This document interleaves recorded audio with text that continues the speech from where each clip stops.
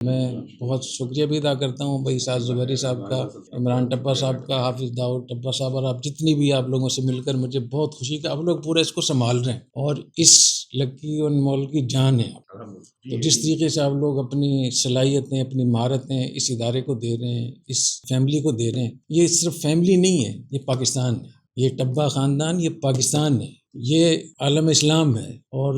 اس کو آپ لوگوں کی جو توانائیاں، جو صلاحیتیں لگ رہی ہیں، یہ اس کا بہت، اس کا اسکوپ اتنا زیادہ آپ سوچ نہیں سکتے اس کا۔ تو اللہ تعالیٰ بہت برکت عطا فرمائے، اور میں جامع رشید کی طرف سے آپ لوگوں کو پیشکش کرتا ہوں کہ اس کو شریعہ کے حوالے سے کسی بھی طریقے سے جو آپ لوگ ہم سے چاہیں گے، ہم انشاءاللہ حاضر ہیں، ہم لوگوں کو بھی بتائیں گے انشاءاللہ تعالیٰ۔ اور اس میں یہ جو آپ لوگ سود سے بچنے کے لیے اور شریعہ کمپلائنس کے لیے اور سینما سے بچ کر جو آپ لوگوں نے اتنی اچھی چیزیں بیچ میں لگائی ہیں، اور جو میں نے معیار دیکھا، کوالٹی دیکھی، جو وسعت دیکھی، اور جتنے برانڈ میں نے یہاں دیکھے جو پاکستان کے چوٹی کے وہ ہیں، اس کا مطلب یہ کہ یہ صرف پاکستان کی سطح کا مول نہیں ہے بلکہ بین الاقوامی سطح کا ہے، جو ہمارے لیے عزت ہے، پاکستان کی عزت ہے، ہمیں آپ لوگوں پر فخر ہے۔ اللہ تعالیٰ آپ لوگوں کو بہت جزائے خیر عطا فرمائے۔ اور میں بتا دوں یہ جامع مسجد کی جو زمین ہے یہ بھی ٹبا فیملی نے لے کر دی۔ اچھا، بھائی عبدالرزاق تھے نا جی مرحوم، جی جی، ان کے تو ہاں جب یہ جامع مسجد کی جگہ لی رہی تھی تو حضرت نے فرمایا کہ یہ جگہ میں خود لوں گا اپنے پیسے سے۔ بھائی عبدالرزاق ٹبا نے کہا کہ نہیں آپ مجھے اجازت دیں کہ میں، تو یہ